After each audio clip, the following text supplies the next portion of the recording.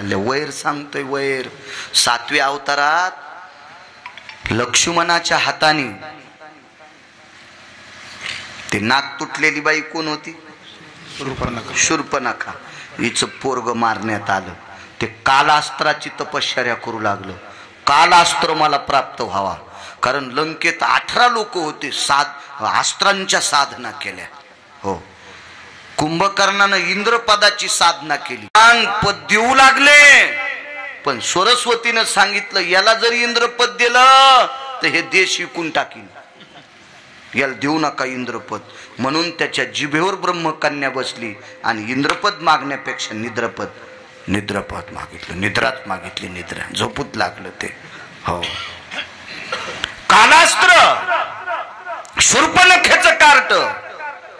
अस्त्रदेवच्या लक्षात आलं याच्या हातात जर अस्त्र पडलं तर जगातला कुठलाही व्यक्ती जिवंत ठेवणार नाही, राक्षस सोडून सगळ्याला मारलं असतं.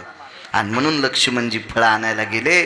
अस्त्र आसडलं आणि लक्ष्मणजीच्या हातात पडलं. अस्त्र किती तेजस्वी म्हणून जाळीवर मारलं. ती जाळी होती वेळूची जाळी. येळूला आळंदीतले मालक साबरी म्हणतात. आणि येळूच्या बुडाला शूर्पणखेच्या नालायक कट्ट्याचं, जगाचा नाश करणाऱ्या कट्ट्याचं रक्त लागलं. साबरी वाढिन्नल्या सरळा, वरी फळनात पोकळा, कास्तन झाले गळा शिळिये जैसे. म्हणून येळूचे नळे करीत असते पेरायला. नळे करतेत, पण पहिली मूठ धान्याची पेरावं लागती शुद्धात. येळूची जर आंधळी काठी मथाऱ्याच्या हातात दिली तर मथार 4-2 वर्षानं लवकर मरत आहे. हो, म्हणून मथाऱ्यानं येळूची आंधळी काठी नाही घेतली पाहिजे. आंधळी काठी कोणतीला म्हणते? आणि डोळस, खालच्या कांड्याचा डोळा आणि वरच्या मुठीतल्या कांद्याचा डोळा सरळ असला की काठी डोळस, आणि खालच्या कांड्याचा आणि वरच्या कांड्याचा डोळा नाही जुटला की समजायचं आंधळी. टपकलत म्हातारं काय दिवसाला. हो, आंधळी काठी अशी घेत नसते. त्याच्या पाठीमाग वेगळे शास्त्र येतं. पण थोडस आता बैल 2 जमीन 300 एकर, मला तरी कशी पाळी घालता येईल इतकी? मला सांगायचं 1-1.5 तासात सगळं समजून घ्या. येळूच्या बाबतीत असं फार काही वेगवेगळे तत्व आहेत येळूच्या बाबतीत. पुन्हा असो, यालाही मारलं. तो अस्त्र साधनेची तपश्चर्या करत होता. चला इकडे या. आणि मग त्या गोट्या केल्या. हा, त्याची माय याला मारल्याच्या नंतर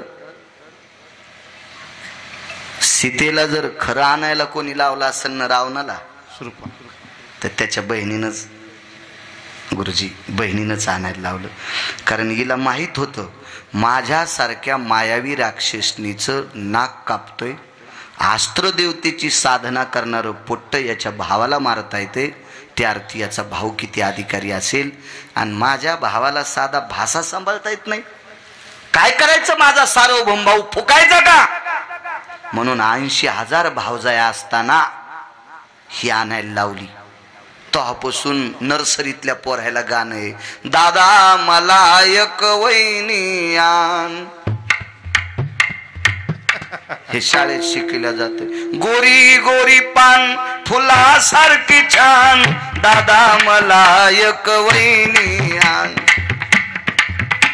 हाणायलाच पाहिजे असं गाणं शिकणाऱ्याला.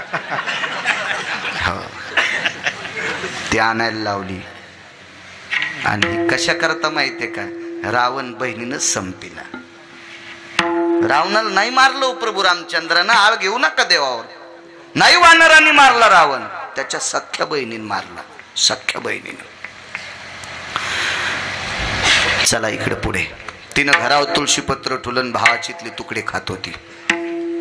इकडे गांधार देशाचं राज्य सोडून दिलं. इंद्रप्रस्थावर आला. तिथून हस्तिनापुरात थांबला. आपल्या बहिणीच्या घरी थांबत होता. आणि बहिणीच्या पोरायला देवा पत्ते खेळायला लावले. हे लुडो खेळायचा नाही ना, हे सोपटी खेळायची नाही. सोपं सांगतो, पत्ते. आणि त्या गोट्या फेकायला सांगितल्या. तर हे हाड शकुनीला बोलत होते. आप्पा हाडायनं सांगितलं, रे पांडवायनं मग वाजिलं बरं, मला पांडवायपैकी भीमान मारलंय, मला त्याचा बदला घ्यायचा आहे. तर शकुनी इतका धूर्त होता. त्याला माहित होतं पांडव संपत नाहीत. कारण ते भजन करणारे होते ना. पाहती पांडव अखंड वनवासी परित्या देवाशी आठविती किंवा आळविती. रात्रंदिवस भजन करणारे. अहो अर्जुन झोपी गेल्यावर कृष्ण कृष्ण म्हणत होता. कायान वर्धंती नामने कृष्ण द्वय पायना स्थितेषु. काया म्हणजे शरीर, याच्यावरचे रोम सुद्धा कृष्ण कृष्ण म्हणत होते. इतका भक्तीनं असा गदगदित झालेला. गोविंदाचे ध्यान निचलियाचा ज्ञान आणि देवावून बोलती न बोलती आणि देवावून न बोलती. गोविंदाचे ध्यान गोविंदाचे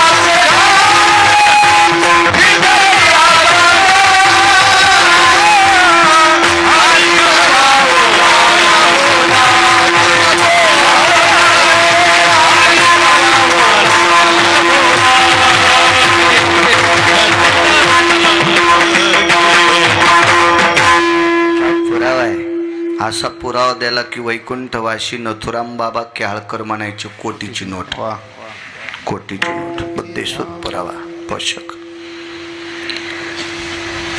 अर्जुन इतक्या टोकाचं भजन करीत होते, याच्या करता देवाला त्याचं पिस लागलं होतं.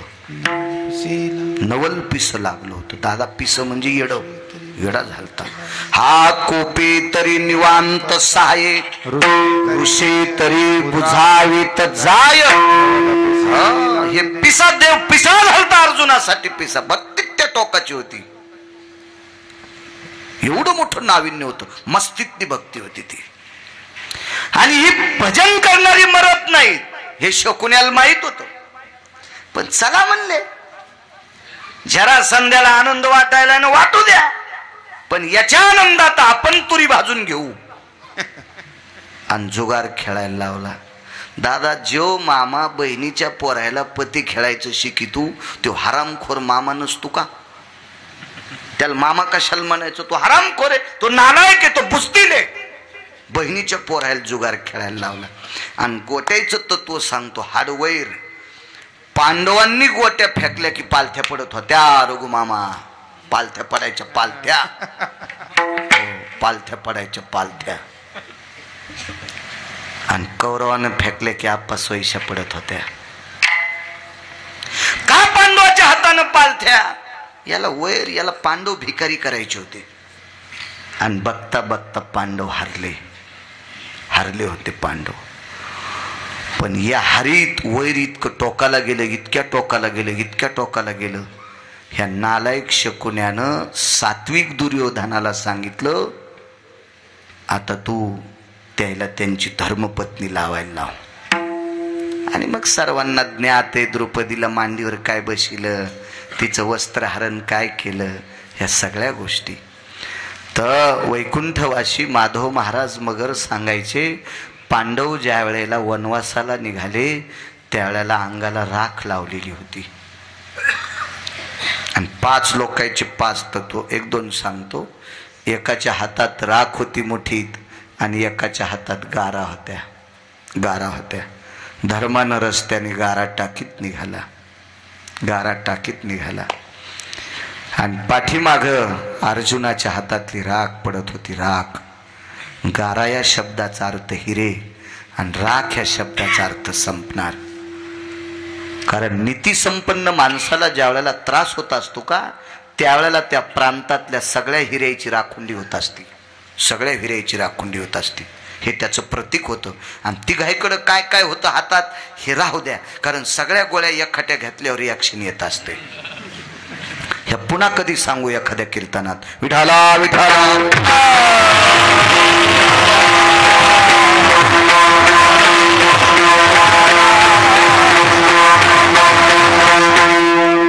आणि त्या हाड वैरामुळे पांडव वनाला निघाले. गोट्या खत खत खत खत खत खत हसत होत्या. ज्या वेळेला पांडव वनवासाला निघाले त्यावेळेला गोट्या हसत होत्या. आणि शकुनी सुद्धा हसत होता. शकुनी पण हसत होता. नियतीनं प्रश्न केला. नियती कोणाला सोडित नाही. तुम्हाला एक माहिती असावा आप्पा, कौरव मारल्याच्या नंतर अर्जुन हसत होता आणि कृष्ण परमात्मा रडत होते. कौरवातले 5 लोक मेल्यावर अर्जुन हसत होते आणि कृष्ण परमात्मा रडत होते. त्याच्यापैकी एकाचं नाव सांगतो, कर्ण. तर नियती कोणाला सोडित नाही दादा. नियतीमध्ये मारुतीरायाच्या अंतकरणात नियतीनं संचार केला आणि मारुतीराय भगवंताला विचारत होते, देवा तू आणि तुझ्या मेहण्यानं मिळून कर्णाला मारले. पंढरनाथ बुवा, मग दोघांना मिळून मारलं, एक हसायला आणि एक रडायला. हे नाटक काय तुमचे? हे कसं नाटक आहे तुमचं?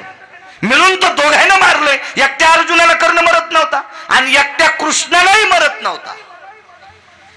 तो भारतीय युद्धातला शिव होता, मानवी. मग दोघांनी मिळून मारला. एक रुदंती को भवा, हास्यास्ती तर को भवा. एक का हसायला, एक का रडायला? तर भगवंतानं सांगितलं, मारुतीराय उत्तर मिळल, पण वेगळं वेगळं विचारा. एकट्या जोगायला जवळ असताना काही विचारू. युद्ध संपलं आणि बाजूला गेले. अर्जुनाला विचारलं, का हसतो? मा शत्रू गेला, पठ्ठ्याचा वैरी संपलाय, याच्याकरता हसतोय. देवाला विचारलं, का रडतो? महाभारतातला इमानदार गेला, महाभारतातला इमानदार गेला. इमानदार महाराज पूजेला बसल्याच्या नंतर जगाचा बाप भिक्षुक्याच्या रूपात आला. गुरुदेव भिक्षुक्याच्या रूपात, आणि पूजा करता करता उठणार नाही. कवचन कुंडला आप्पा फेकून दिले, घेऊन जाय. हो, इमानदारीसाठी प्राणदान करणारा कर्ण. सामान्य ताकद आहे, एवढी मोठी ताकद, एवढी. याच्या पलीकडे सांगतो, देवानं कर्णाला फोडण्यासाठी त्याची माय नेली, माय कुंती. आणि त्या दिवशी कुंती सांगती देवाला, कर्ण तो पांडवरे पहिला. एखाद्या वेळेस शपकही पुरावा असला तर पण कोण्यातरी प्रतीतला आहे. आप्पा गाण्यापेक्षा हे बरं आहे. हे गाणे फाने म्हणतात ना, त्याच्यापेक्षा हे बरं आहे, बरे बरे. पहिला तर कुंतीन सांगितलं, तू माझा मुलगा आहेस. आनंद वाटला. देवा काय दयाळू आहेस रे, काय उदार आहेस रे, काय प्रसन्न आहेस रे. आतापर्यंत मला माशा धरणाराचं पोरग म्हणत होते, पण देवा उदार आहेस रे. मी आज क्षत्रियाचा पुत्र म्हणून बाल झालो रे. ही तुझी माझ्यावर कृपा आहे देवा, किती कृपा आहे. मग माझं ऐक ना आता. काय ऐकायचं? तू पांडवाच्या बाजूने लढ, माफ करा म्हणे देवा. खोटं बोलणार नाही. एकदा वचन त्याला दिले, आता सुटकेस घेऊन इकडे येणार नाही. आता नाही, आता नाही, आता नाही, आता नाही करू शकत. भगवंतानं सांगितलं, तुझी आई आहे, प्रणाम.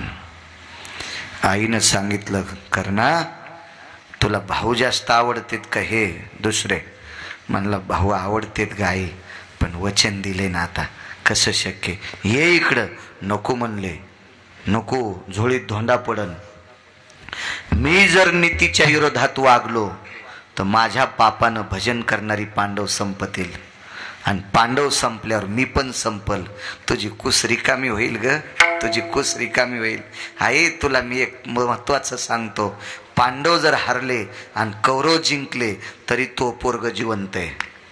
आणि कौरव मेल्यावर जर कर्ण मेला तर पांडव जिवंत राहिल्यावर तरी तो बकिटातच चेंडू आहे. ताण घेऊ नको.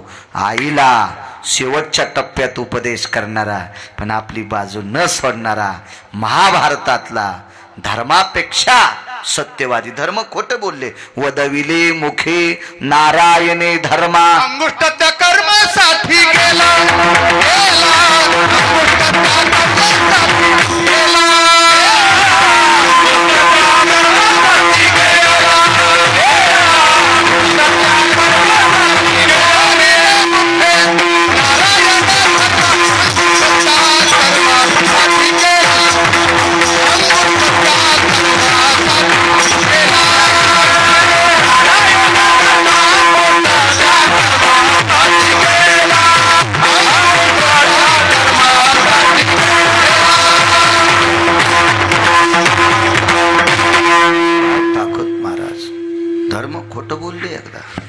नाही बोलले कर्ण, नाही नाही.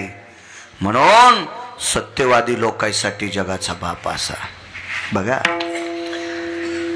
नियतीने विचारलं, का रे दोघे हसता, साधणार कोणाच आहे? दोघे हसता, साधणार कोणाच आहे? शकुनीनं सांगितलं या खेळात फक्त पठ्ठ्याचं साधणार आहे, या खेळात पठ्ठ्याचं साधणार आहे. तर गुरुदेवा जरासंध म्हणला शकुनी महाराज तुमचं नाही साधणार, पठ्ठ्याचं साधणार आहे. तर नियती म्हणले अरे दोघाय ना पुरावे तर पटून द्या ना, तो साधत का याचं साधत. तर म्हणे अरे ज्या भीमानी मला चिरून मारलंय त्याला राज्य सोडून वनवासाला जावं लागलंय.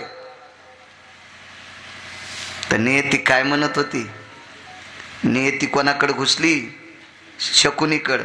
शकुनी म्हणला जरासंध महाराज तुमच्या गोट्या पालथ्या पडल्यामुळं पांडव वनवासात जरी गेले तरी पंढरपुरातला मालक त्याच्या कुठेही सोबत आहे. मागे पुढे उभा राय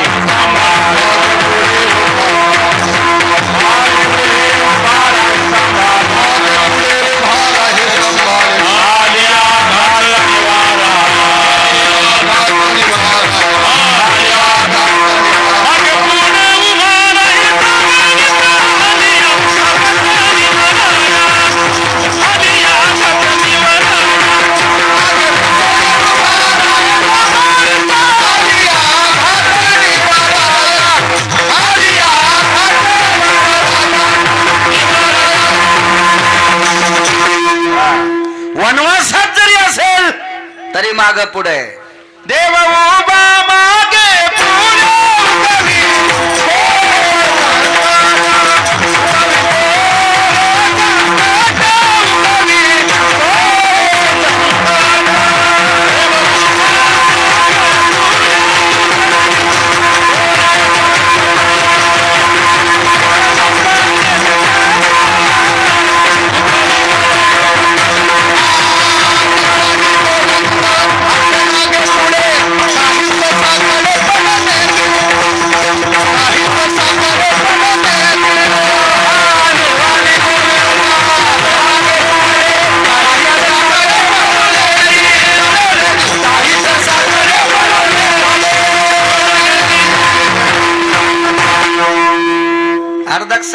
घंटा कीर्तन आगाव करू.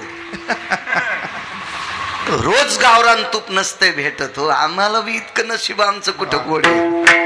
कधी कधी असंच भेटत, गोड ऐकायला भेटावं. एकदा काल्याच्या कीर्तनात भगवान गोपीकडे गेले आणि लगेच वापस आले. तर यशोदेने विचारलं कृष्णा कस काय वापस आला रे, ते म्हणलं गोपी घरीच नव्हती. तर लगेच एक जण प्रमाण म्हणलं गवळणीच्या घरी गेलो गवळण नव्हती घरी. म्हणलं मग तू फोन लावून काऊन नाही गेला, नाही तर व्हॉट्सअपला संदेश देऊन विचारायचं घरी येस का कुठे. असाच कधी कधी चिवडा भेटू तू आम्हाला विठाला विठाला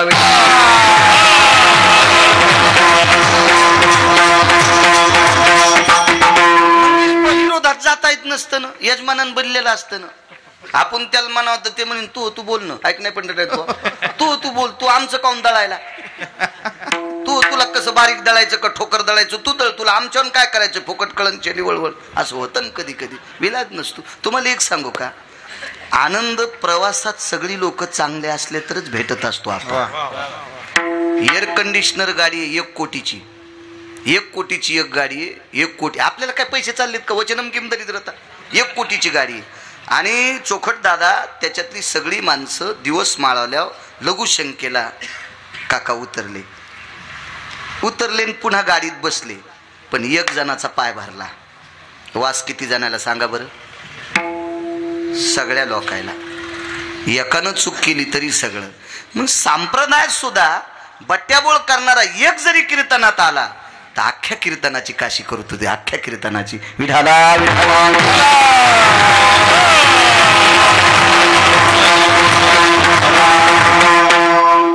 त्यानं सांगितलं बाजू माझी पक्की आहे, पांडव वनवासाला गेले. शकुनी म्हणतो अरे नियतीनं प्रवेश केला. शकुनी इतका गोड बोलत होता आप्पा, त्यानं सांगितलं नाही पांडव वनवासाला जरी गेले तर जगाचा बाप त्यांच्या पाठीमाग आहे. अहो किती पाठीमाग, 4 दिवसात द्रौपदी नदीला हात लाईत नव्हती. पवित्र गंगा प्रवासात असताना पवित्र गंगा असल तर रजस्वाला असताना 4 दिवसात नदीला हात लाईत नव्हती. हे रातच्या 2 वाजता तिच्या उशाला पाण्याचा माठ भरून ठेवत होतं आणि तिथं आंघोळ करीत होती. त्याला मारायला काय या जरासंधाची मायवेली काय हिंमत आहे का त्याला? राहिला आता श्रोतीचा दुसरा न्याय का? तर शकुनी म्हणला काम आपलं साधलंय, आपलं साधलंय म्हणला. या तुझ्या हाडवैरामुळं पांडव हारले, गोट्या पालथ्या पडल्या आणि जिंकले कौरव. पण जिंकल्याच्या नंतर कौरवानं नियतीचे घोडे दामटून दिले आणि अनितीच्या घोड्यावर कौरव बसले. एका पवित्र स्त्रीचं वस्त्र हरण केलं. फार मोठं पाप आहे, फार मोठं पाप आहे, फार मोठं पाप आहे. तुम्हाला एक सांगू का? नियतीच्या सूत्रात पेरणी येत असती. अपरन्न परान्न भयन व्याप्ती निषेधो कालाती जायते कृषी कर्मांस्ततेवच नैवम गांजा कसम लिखितम. हो, स्त्रीचं वस्त्र किती पवित्र आहे. हो, आणि त्याला अशुद्ध स्थितीत वापरल्यावर किती अपवित्र आहे. हे शास्त्र फार मोठं टोकाचं आहे. म्हणून पेरणारा माणूस सुतार दादाच्या नेहावून ती पण उचलली की मार